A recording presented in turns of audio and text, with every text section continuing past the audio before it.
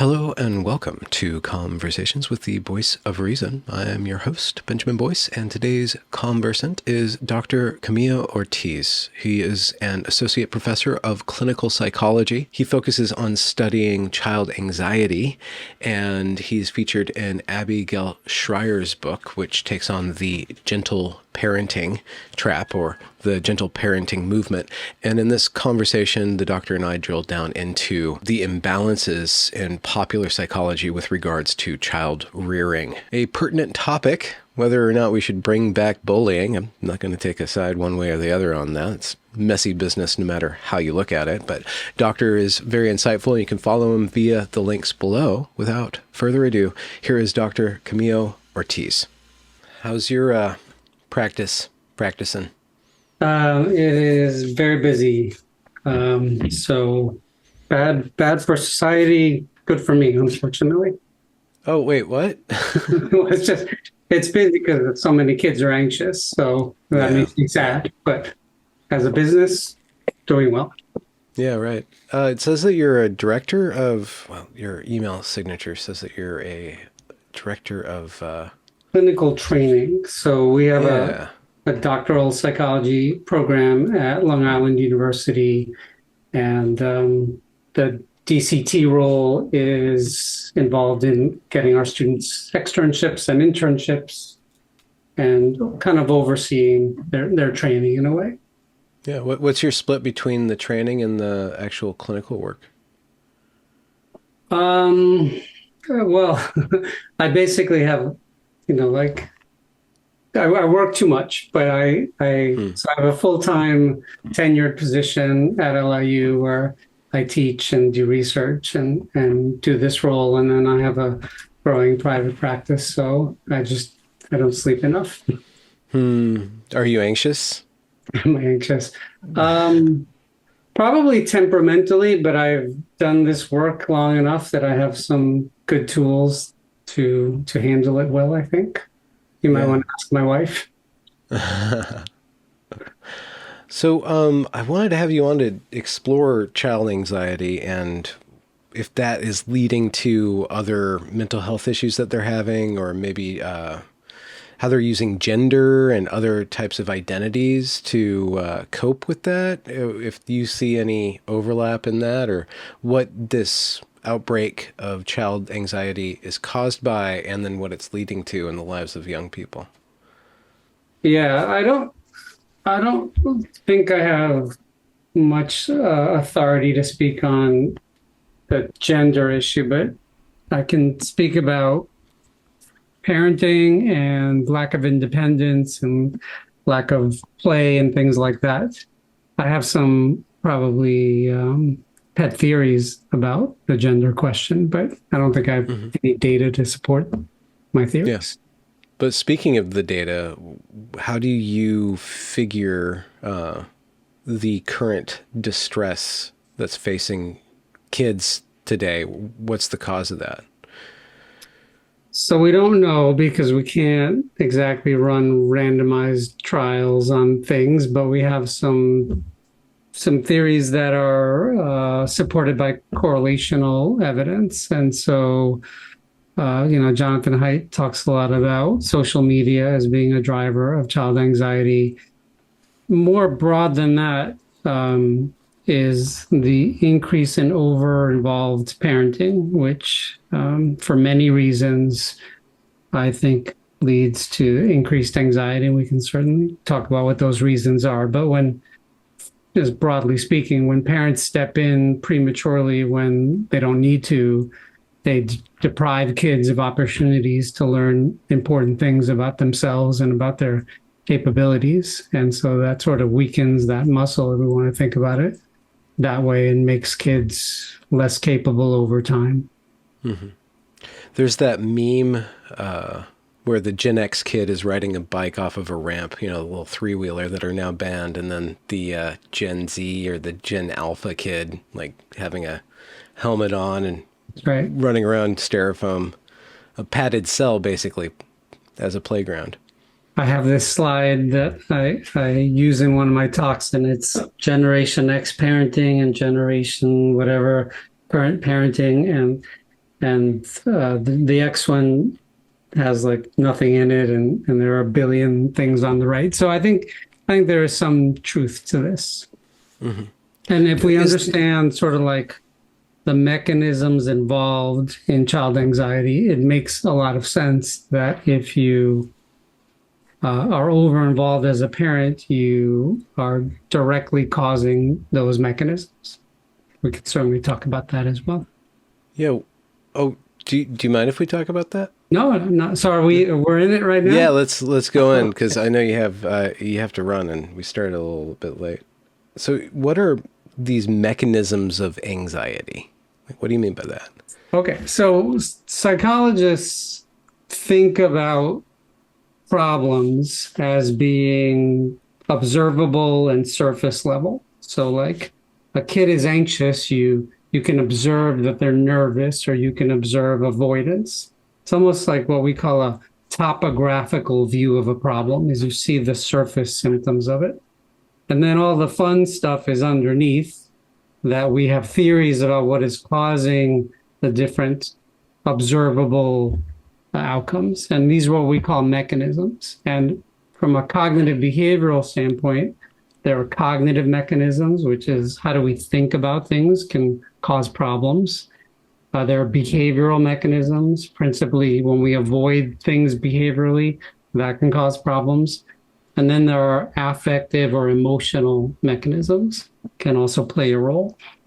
So when psychologists are talking about anxiety, when we talk about mechanisms, we are asking, what are the unseen underlying processes that are causing a child to be anxious? So we just take a cognitive mechanism. Well, one example of that is that kids who are anxious have been shown to be less tolerant of uncertainty. So they want to know what's going to happen, and if they don't, they get agitated. So that's not exactly something you can observe when a child is less tolerant of uncertainty. I mean, they may say something like, tell me, I need to know what we're doing later.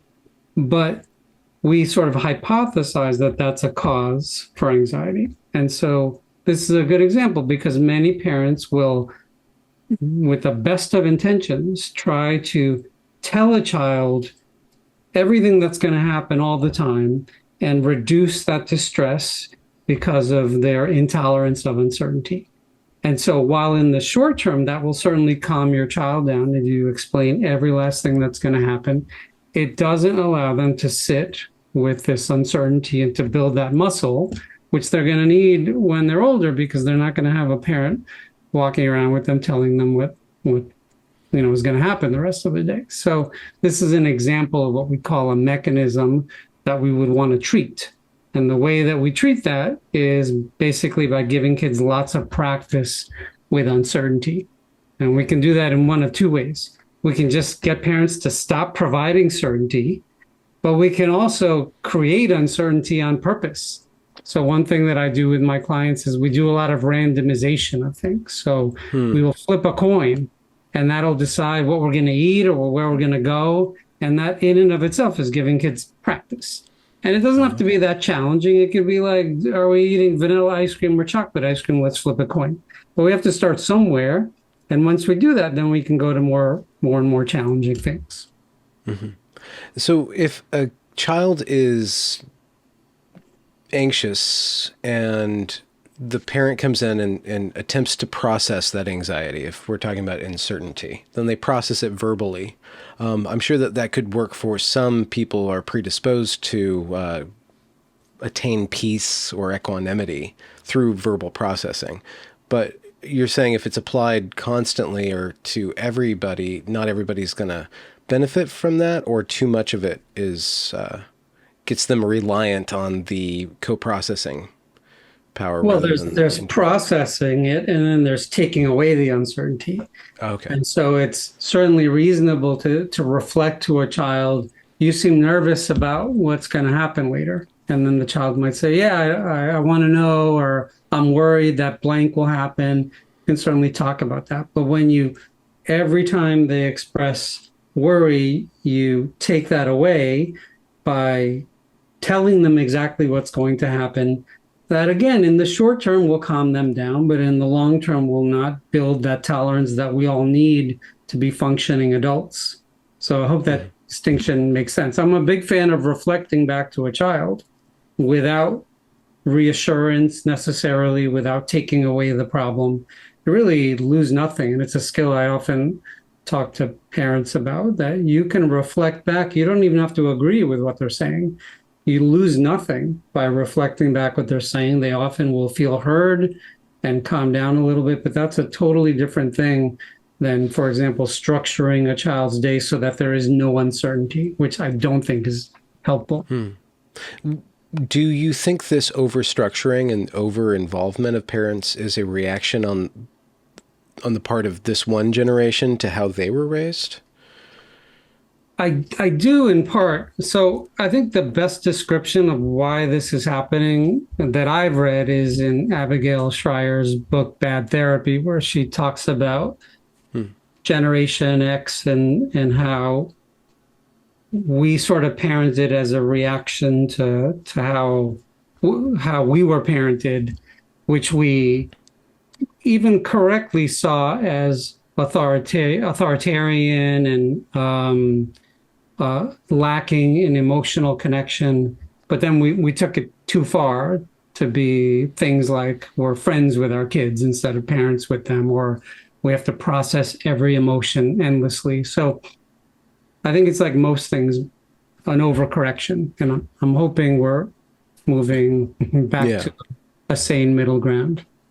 I wonder if even the concept of parenting is rather foreign to human society, broadly speaking. I mean, is that not like a recent development? Do you have a historical perspective on when parenting became an industry? Yeah. So I've been tracking things like the amount of time that parents spend in the same physical space as their children. And that has been trending up since Little House on the Prairie days. I don't know if you're old enough to have seen it, but parents are spending more physical time with their kids. And even parent-related activities that would seem to not involve children, like exercising and socializing, now involve children far more than they used to. So parents will bring their kids to these things. So we see that trend. We see parents spending much more money on their children, particularly middle and upper income parents, outpacing inflation significantly. And then, it's what some people have called kind of like the expertization of parenting, that at some point parents began to think that they needed outside experts to tell them what to do, and they began trusting themselves less. Just as we hire people now to do lots of things, deliver groceries and all kinds of stuff that we used to do ourselves. I think we're seeing that with parenting, and in some ways, it could simply be a reaction to more wealth, that we need stuff to do with our money, and so it might make sense to hire people to do things as basic as tell us how to parent. How responsible is the field of psychology, etc., like mental health, broadly speaking, for the problems that mental health experts now are trying to solve? I think very responsible, and I've been a critic of my field for a long time. And all we have to do is sort of like look at the incentives. So we all do better when we tell people that they need therapists for lots of things. And it's a very hard force to fight against. But there's lots of applications. I mean, I just tweeted something today about how individual therapy for little kids is something that we should look at quite with a lot of suspicion, because there's not a ton of evidence that it's effective. And my colleagues don't always love when I say that. So, it's unclear and it depends on the problem. But I generally, when parents call me and their kids are 10 or younger, I strongly suggest to them that despite what they've heard, bringing their child in once a week after school, after a long day of school, to sit in an office with me for 45 minutes is probably not the best idea. And however, I don't just send them away. Parent-based approaches where we give them for a short amount of time, just a few sessions, give them skills that they will then have the rest of their lives and they won't need me anymore, is a much more reasonable approach to most problems. Do you think that parents need tools because they don't try? I mean, to what degree are you kind of affirming their own instincts, or to what degree have they lost touch with their instincts? I very often, when a parent says, I need advice on so-and-so, I will say, well, tell me what you're thinking. And I would say 90% of the time, I say that sounds just right. I wouldn't change that at all. So it happens a lot. And actually, a lot of the work that I do, what we call parent training, which is not the best term, but it's just the term we use, is actually to get parents out of their kids' hair, get parents to do less. So it's not even teaching them to do this instead of that. It's just like, how about we don't do anything? And we just give kids some space to fail, give them some space to struggle. And then if it's not getting better, then we can step in with a couple of judicious, low intensity moves. Like what? Like, for example, I got a kid who, I don't know, wants to talk about Pokemon when I'm talking to the president, or can't control themselves.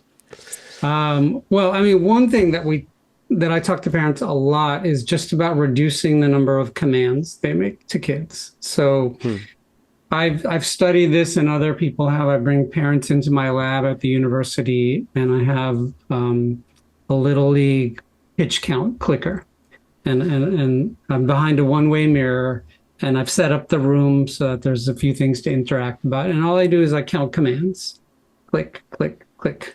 And many times in a 30-minute session, I will count 100 commands. We know that, at least for preschool kids, a totally typically developing normal kid will be non-compliant with 20 to 40% of parental commands. So if you make 100 commands, you are opening yourself up to 40 instances of non-compliance. And if you don't know what to do when your kid is non-compliant, you have 40 potential disasters. And so one pretty basic thing is to have parents kind of imagine this pyramid of importance of commands. And there are a few like really important commands to make. They should absolutely make those. So don't drink that bleach, don't run into the street. Then there are probably a few moderately important commands. And then there are probably a whole bunch of commands that, not that they're unimportant, but that they are less important. And in particular, commands that have a natural consequence, that if you don't make them, the world will kind of give the kid feedback about that. Those are ripe for just deleting out of your repertoire. And a good example of that is wear a coat, it's cold outside. No, I don't want to wear a coat. I said wear a coat. And now we're escalating. As long as we're not talking about frostbite temperatures, that command is not necessary. A kid will be cold and they will learn really fast.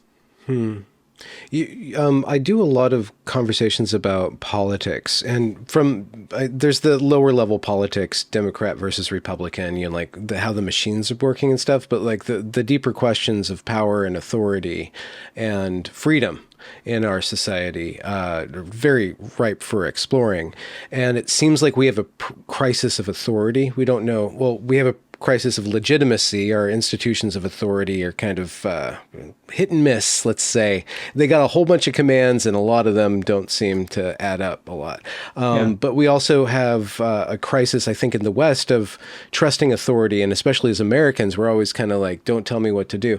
I'm wondering, from your point of view, if you don't mind getting a little political science, not necessarily political, like how does the political climate or our liberal predisposition against authority or towards freedom replicating itself unhealthily or imbalanced in parenting in the family unit, where the authority structure is born, literally.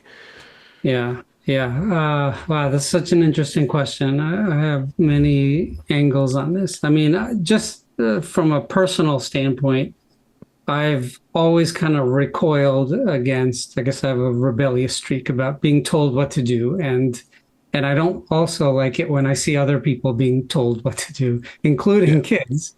Now, having said that, as a parent myself, I'm quite firm about rules that I have. I just don't have a lot of them. And I think also children learn really important lessons from making mistakes and doing things wrong. So there are just many reasons why in the work that I do, I have basically tried to get parents to do much less. I also feel for them. It's an unsustainable place to be, I think, these days as a parent. You know, as we've seen parents doing more and more on surveys of how satisfied they are as parents, we see that they are less and less satisfied. So we're basically like just at a point where it's not sustainable anymore. But generally, I guess I sort of lean libertarian, and so I don't, I don't want to label my style of parenting as libertarian parenting, but I think there are many benefits from getting people out of authority structures and letting people explore their own worlds in a way that isn't unnecessarily dangerous. And so that's where some of the work I've done. So I developed something called independence therapy, and it is a very different approach to treating child anxiety, where instead of an office-based approach where a therapist will basically be the expert and tell a kid what to do, I just say to kids, what are things you'd like to do independently that you don't currently do? And we take out a calendar and we say, well, what if we tried one of these things every day? And of course, parents have veto power on all of these things. And then kids go and do that, and they come back a week later, and I say, so tell me what happened. And so far, preliminary evidence suggests that it works faster than meds and just as effective as cognitive behavioral therapy. And it's super simple. And I like treatments that are simple.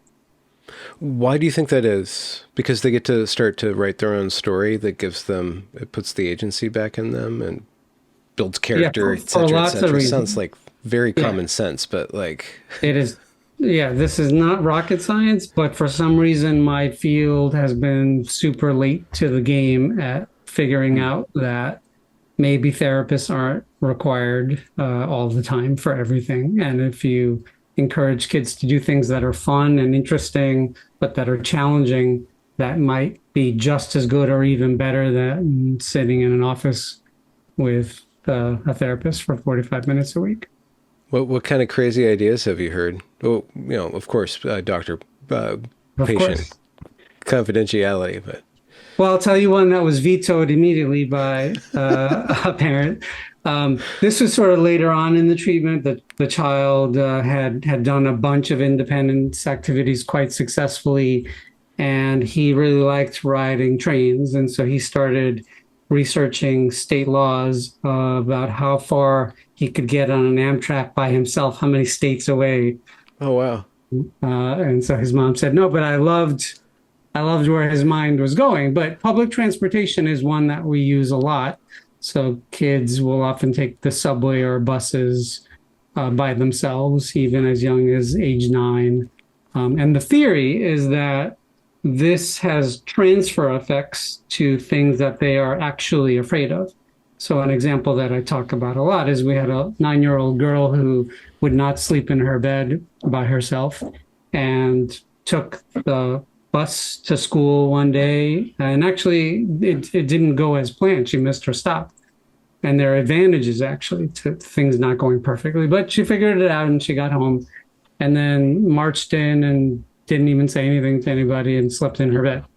And so when I asked her the next week, so tell me, I heard you slept in your bed. Tell me more about that. And she said, well, I took a bus to school. I felt like a grown-up. I'm not a baby anymore. And so I don't need to sleep in my parents' bed. And that is exactly the theory that I was hoping would be validated by this approach, that you don't even have to approach the exact fear that a child has in order to treat it. If you give them a more generalized experience that teaches them that they are capable, they can tolerate things not going exactly as planned, then they, on their own, will be more likely to face the things they're afraid of. Why wouldn't therapists see that, or professionals? And what's the psychology at work that's causing them to miss out on common sense? It just seems like common sense. I would ask you, could we give a technical explanation of the mechanisms of self-responsibility? But we all know it when we see it. You don't need that scientific-ish language. Like, why did your field, where did it go astray? Specifically with childhood development. Yeah. Well, I mean, there are so many places it goes astray. So we've been focused on if a person is afraid of this thing, then we need to focus on getting them unafraid of this thing. And even that is not done very well or very much. So the typical approach to anxiety is what's called exposure therapy. So you're afraid of spiders. You're going to come into my office. We're going to look at photos of spiders. We're going to look at videos of spiders. We actually might go outside in the parking lot and get some spiders. I know some colleagues have tarantulas in their offices, and that actually works super well. But almost no therapists do exposure therapy correctly because it actually causes distress in the client. And we're all in this business because we want to make people feel better. So I don't really have that gene. I'm happy to temporarily make someone uncomfortable if I know it's going to make them feel better in the long run. So I've been all in on exposure therapy. Mm-hmm. As good as it is, especially for kids, if you go to school all day and then your parent says, oh, we're going to go to Dr. So-and-so's office and we're going to play with spiders, the thing that terrifies you the most, you're not going to want to do that. So not only did we not figure out that we could explore alternative ways, but even the old, it's not old, it's still state of the art, but the exposure-based method, very few therapists actually do that. So we are, for a million reasons, off base on what we know works. And one of the reasons, this is a more cynical approach, is that it is the easiest thing as a therapist to play with a kid in your session or to sit in your chair and discuss things.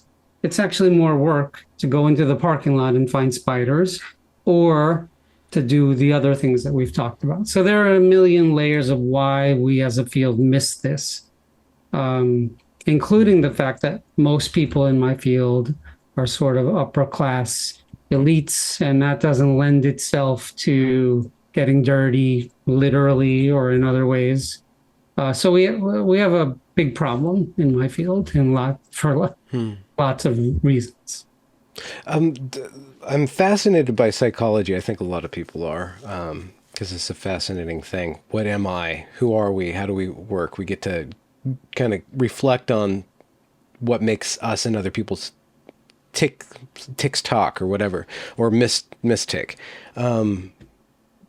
But I'm always curious, like, what are we talking about when we talk about human being? Like, it's called psychology, but I don't even know if you guys think of a soul anymore. You don't treat the soul. You talk about this thing called mental health, I guess, or human flourishing, like these really opaque terms. Like, well, what is a human being? What are you treating? Like, what is it that you're standing before and interacting with? I wonder if do they teach like just the basics of like, what is a human, and what are we in the world? Or is it that those questions are too big, we can't answer them, so we're just going to talk about mechanisms and we're going to break down it into little different pieces and talk about distress and harm avoidance? The closest we get, we don't actually teach a lot of philosophy to doctoral students in clinical psychology, but the closest we get is to talk about values. And one broad way to think about psychological distress is when there is a discrepancy between a person's values and the way they are living their life. And one way to think about this is if we imagine a dartboard that has 36 slices in it. I think that's how many slices a dartboard has, but each one of those could be a value. So let's take like physical fitness could be a value. And so in that slice of physical fitness, there are two darts.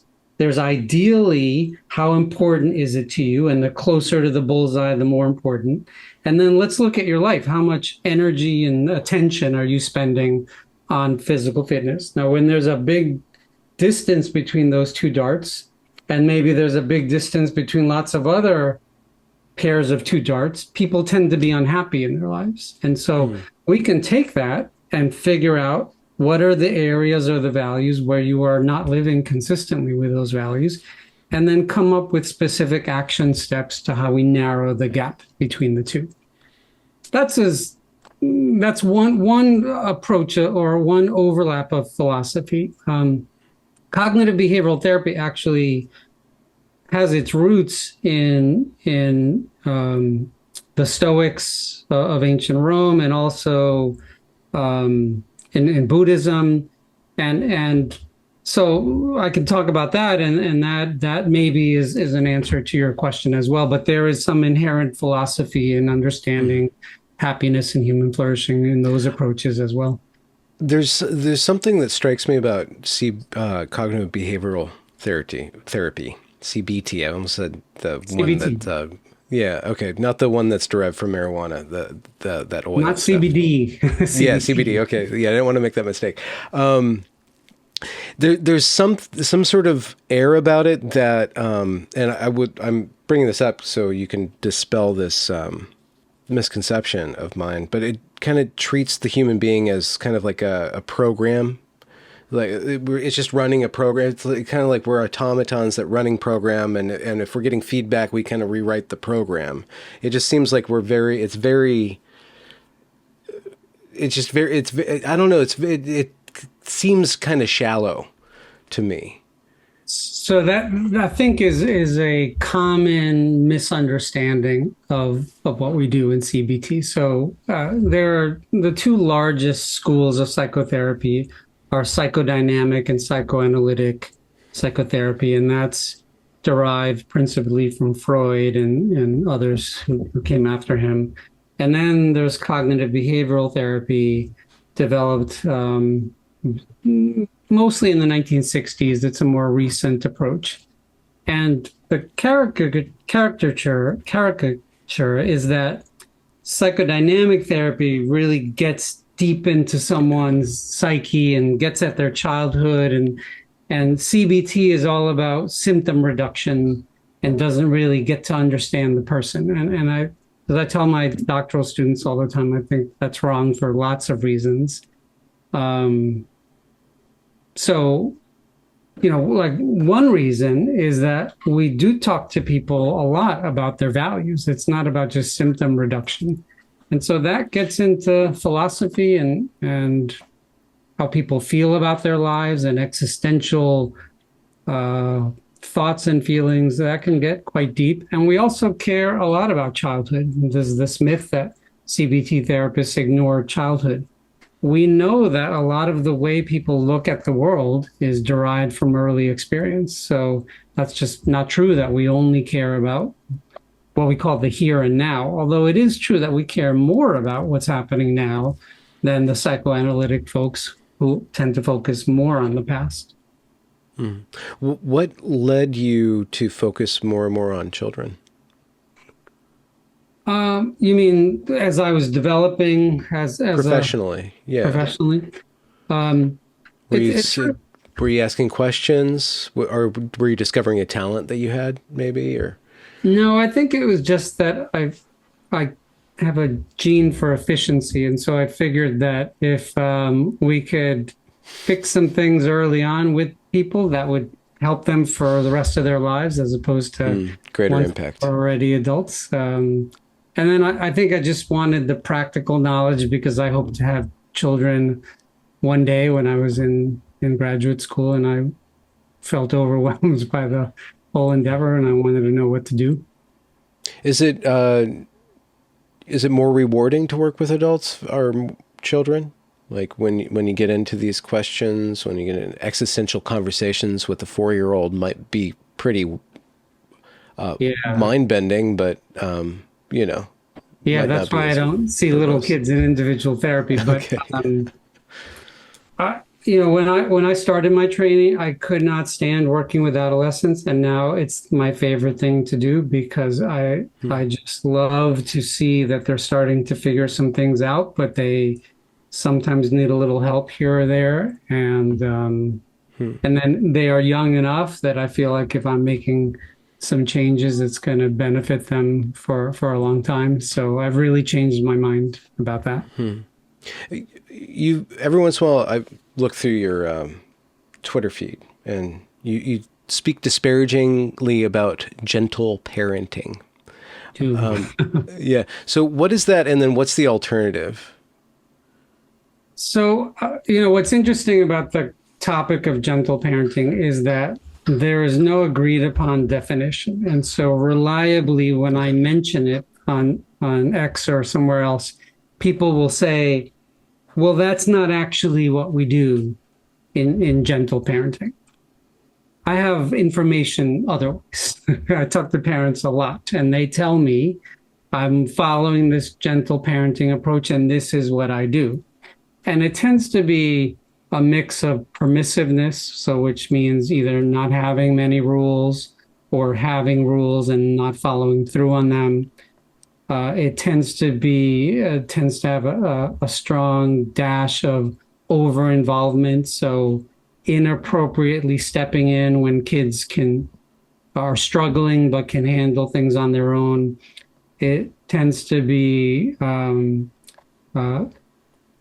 reducing child independence, which is the main area that I'm studying and really where I have most problems with gentle parenting. The alternative is firm rules, few rules, and allowing lots of independence, which can mean that kids are going to make mistakes and even occasionally put themselves in dangerous situations. So, here's one example. I am a fan of kids practicing things that are somewhat dangerous, because this is how I think they actually get safer over time, is with practice with danger. So I have one of my favorite books, if I can show it to you, is that. Ooh, 50 dangerous things. That you should let your children do. And so this might sound... Lawn darts? Is that one of the ones that I saw? He actually has a spear in his hand, so I forget if lawn dart is one of them. But it might sound a little strange for a child psychologist to be suggesting danger to parents, but I'm a big fan of it. And it's more broad with more broadly speaking, giving kids experience with what I call the 4 Ds, and that's discomfort, distress, disappointment, and danger. Mm-hmm. Someone suggested a 50 of disagreement, which I kind of like as well.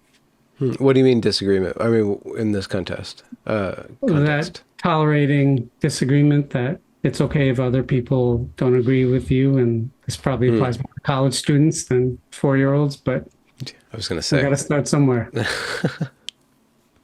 What's your basic regimen for parenting or for working with the parent? So by regimen, you mean sort of like, what does treatment look like? Yeah, I guess you do some explore, you get the lay of the land, and then you... yeah, well, it really depends what the presenting problem is. I mean, generally in my field, we think about this distinction between externalizing problems like aggression and defiance and noncompliance, and internalizing problems like anxiety and depression. Yeah. So the approach really depends. But if we're sticking with the anxiety topic, I'll want to understand a lot about what's going on and the level of anxiety and the context and whether there's avoidance and things like that. But often it's 2 main components, and one is reducing parental accommodations. So this is, again, parents stepping in to make life easier for kids.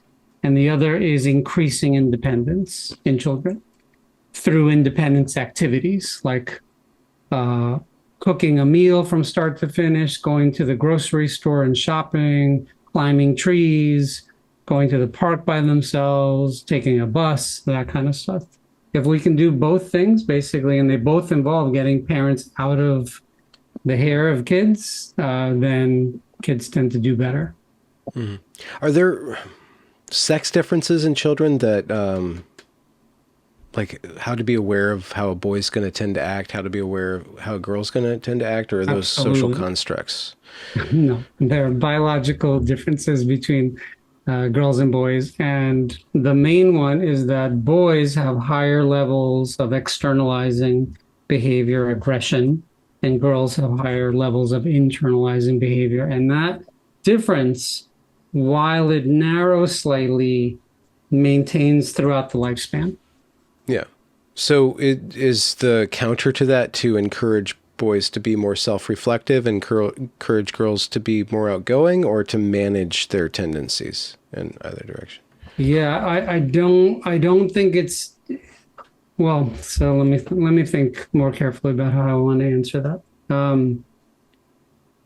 I don't think that some middle ground is the perfect solution. So we want to feminize boys and masculinize girls. And I think that leads to a lot of new problems. And one big criticism of my field and of the field of education is in particular the feminization of boys in school. So I think it's understanding and accepting that there are sex differences. And once we do that, then we tend to pathologize less and we tend to get involved less. So, and this isn't in particular a sex difference, but I have many parents who say to me, my kids are always fighting with each other. So what can I do to stop that? And if you understand anything about how any mammal siblings behave with each other, you know that it's actually healthy that they fight with each other, as long as there's not persistent victimization of one over the other. But this sort of like, and it's super annoying. I have 2 kids myself. This back and forth constant bickering is actually how kids figure out how to be reasonable adults. And what's the limit that if you cross that, then they won't play with you anymore? What's the limit of poking your sibling to get them upset? We actually don't want to stop this. We might want to set some limits on it. We don't do it at church. We don't do it at grandma's house. Yeah. But this idea that kids are blank slates and we want them to behave like little adults, I think is a really unhealthy idea. I tell my stepsons, act like bros, not like brothers, when they're bickering over a pie slice or something. You know, be a bro, not a brother, you know, trying to. What does that mean to you? What's that? Well, to encourage them to, I don't know, it's like if you're going over to your friend's house, you know, and you know, you're always like giving the generous, just being generous, like not quibbling over the big thing, because that's not a bro thing to do. It's more of a brother thing to do. So I use that frame, and I can see it could be problematized because I'm making brotherhood something that's lesser, but I'm meaning more like that kind of that bickery sibling kind of I see. thing. Yeah, yeah. I mean, a little guidance makes sense, but I get parents who are just like filled with anguish that their kids fight with each other, and it can be quite helpful to normalize that. Yeah. There's some strategies. There's some strategies that we can use when it gets a little out of control, but if we can tolerate it, I think that goes a long way. Yeah, yeah. Always, patience is key, I guess. It's one of the big virtues of parenting. What is the outcome of the feminization of boys in mass education? Are we seeing that? And what's that spell for our society? So this is not my main area, so I'm speaking a little outside the data here. And again, this is not something we can do randomized studies on, but boys are not doing well. And so in particular, in comparison to girls, and not only boys, men, teenagers. And so this is just a theory. We can't prove it one way or the other. But if you look at the types of behaviors that are reinforced in school, they tend to be more associated with girls and women than with boys and men. So I don't think is a big stretch that if a boy is subjected to that year after year, it might interfere with some healthy developmental processes. So, and again, I think it's great to share your feelings. I'm a psychologist. This is what we do all the time. But there's also a place where we don't always have to share every feeling. And, Abigail Schreier talks about this in her book, Bad Therapy, as well, that we may actually be causing more distress in kids by forcing them to be saying how they're feeling all the time. And I think this happens in a lot of schools. What would be the opposite of that? Like a non-feminine school system, like more of a militaristic, hyper-masculine No, I don't program? think so. I think there's a middle ground where we're more nonchalant about emotions and feelings, and we don't ignore them, but we don't have to discuss everybody's sadness every day. Why are men so adverse to feelings? Um, well, we are not all averse to feelings. Some of us find feelings really fascinating and interesting, but it's also true that men prefer on average to work with things, and women prefer to work with people. Um, Hmm. and there are likely really good evolutionary reasons why that's the case. So a good rule of thumb is that girls are about 2 years more advanced than boys are in terms of emotional intelligence. Uh, and so expecting boys to be at the same level doesn't make a lot of sense to me. Is speaking as a male psychologist, do you treat people like objects or objects like people? Do I treat people? I don't think I do either. Yeah. Um, I think humans are super complex and interesting and filled Yeah. with emotion. So, what is your work? Are you you're pioneering an kind of a type of therapy or a type of approach to childhood or to child development? What is that contained in, or like what's the label for it, and how are you promulgating that? So in two ways, there's for kids who are clinically anxious, I have co-developed independence focused therapy, sometimes just called independence therapy.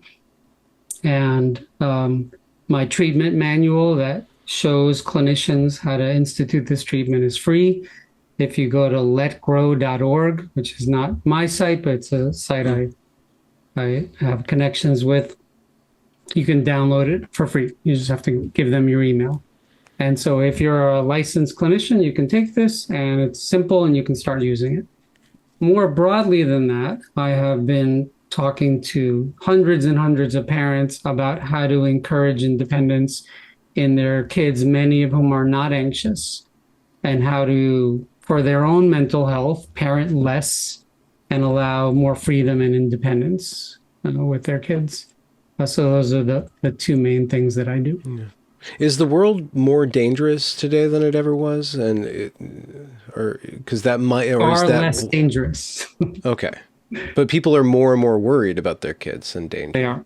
They are. And you're not really going to convince people that the world is less dangerous. You can sometimes point out some things that cause a little cognitive dissonance in them. And the main thing that I do is I ask parents about their fondest childhood memories. And almost always they are some kind of independence activity. It's some stand by me moment where they walked on railroad tracks or something, right? And then I ask them, would you ever allow your kid to do any of these things? And they invariably say no. And then I look a little confused and I said, tell me more about that. You're saying that these were formative for you. And then we start talking. And that discussion, as long as I'm not attacking them and I'm curious, can lead to an opening up from their perspective that maybe they might be willing to allow a little more independence. And that's where we take it.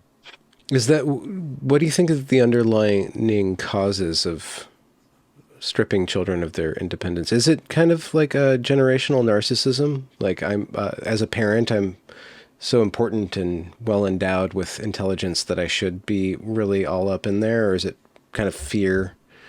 Yeah, it's so many reasons. And I think Yeah. one basic reason is just we have fewer children. And so, from an economic Yeah. standpoint, something really bad happening to one of our kids is far more catastrophic than it used to be. So, I totally get that. At the same time, there are probably some other causes, including the perception that we're in a really dangerous time, and also high levels of intelligence that we and an education that we want to do something with. And we think, well, what would be a better vessel for all of this education I have than my child? And that can lead to some unhealthy side effects, I think.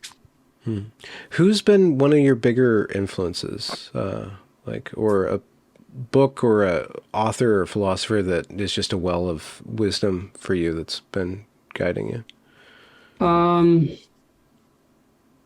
many people. Well, one psychologist that I recommend to a lot of people is Albert Ellis, who's one of the founders of cognitive behavioral therapy.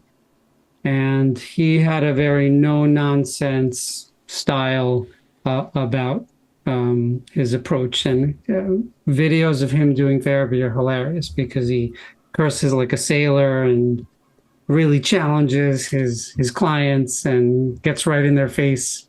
That's not how I do things, but I really appreciate that. That's quite different than the genteel, overly educated therapist who sits back in their chair and just strokes their face. So I really like people who are clear in what they think and what they say.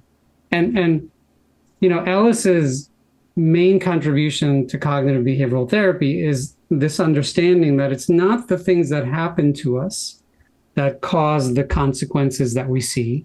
It's our beliefs about the things that happen to us. So this is an old, this is not an original thought. And it comes from the Stoics and it comes from ancient philosophy. A lot of people can't really get that through their heads, that it's their interpretation of the event that is ruling them, not the event that. Yes. And so for me, that was like life-changing to understand what he called the ABC paradigm. So A is an activating event. It's just anything that happens to us. B is our belief about the activating event. And C are the consequences. And so he said the A is not that important. It's the B that is causing the consequences. And in his Albert Ellis style, he would say to people who were quite rigid that things had to be a certain way or that it was the A's and not their beliefs, he would say to them, you are masturbating. He would say masturbating is lovely and delicious and masturbating is awful and pernicious, I think was one of his limericks. But masturbating is the belief that things have to be a certain way. And if they are not, we cannot tolerate it. We cannot stand it. And it's that philosophy that many people have that gets them into trouble. It's not the things that happen to them. It's their philosophy about the things that happen to them. So always just really funny. Are optimist or not? You yourself? Am I an optimist? Yeah. Yeah, I'm cynical, but I'm also quite an optimist. So I'm an immigrant, and that makes me an optimist, I think. I've seen, I grew up, with not much, and I was born in a different country, and I've seen what can happen under the right circumstances with the right work ethic. And I am quite optimistic about our world in general. So kind of like from the Steven Pinker school that things are just getting better in lots of ways. But I'm also quite worried about how that makes us kind of soft as a species and where that might take us. Speaking from somebody who's kind of an outsider then to America, what is some advice that Americans are missing out on from your perspective? What would you have us focus on more? I would suggest that Americans visit some poor areas of the world, and that will in 2 seconds help you have the right context about some of the problems that you're having. So not to say they're not problems, but if we sort of think of Maslow's pyramid, when you don't get enough to eat, something like a microaggression won't even cross your mind. And so I would suggest that. I haven't heard the word microaggression, thankfully, in a while. They seem to have kind of gone out of fashion, but we'll see what happens. Yeah, well, I was thinking we were going to get into nanoaggressions, but Yeah. that never happened. Yeah, they have the aggression collider outside of Seattle here. They're trying to get to the pico aggression, just like the finest. They're just throwing aggressions against each other. Yeah. I mean, Well, I highly recommend growing up poor and then making it. That'll give you sort of the... Well, okay, so are you saying you should deprive your children of wealth? I am saying that. I think not only wealth that you pass on in inheritance, but... creature comforts. Yeah, really, really second guess that making their life physically comfortable comes at a price, and think twice before you do that. Trade-offs. Another hard thing for us human beings to get through our thick skulls. That's right. Well, thank you very much, Doctor, for swinging by Conversations. I'll link people to your work. Where can they find you if you are findable, and what are they going to find when they get there? So you can go to Dr. spelled Dr. CamiloOrtiz.com. That's my private practice website, where I have free videos and things for people, even if they're not in my area. They can follow me on Twitter, Dr. Camilo Ortiz. And I think that's probably the two best places. And if they're professionals and they want to take a look at that independence therapy manual, just go to letgrow.org and you'll see it there. I'll link all that in the description. Do you know if there's an Albert Ellis's Greatest Hits compilation out there? Because I'm really piqued when I go watch him. So there's a video that I show to a lot of my clients of him being interviewed by a guy named Jeffrey Mishlove, I think. Let me see. Do you want to take a second and I can sure find it? Yeah, you can send me a link. I'll wrap up the video recording. I'll send it to you. Yeah, there's a really good video. It's like 8 minutes, 10 minutes, and he goes through his whole philosophy, and it's later on in his life, but he's in full Albert Ellis mode. Wow. Well, cool. Thanks for turning me on to him, and thanks for your afternoon. Anytime. All right. Take care. Have a good day. Bye.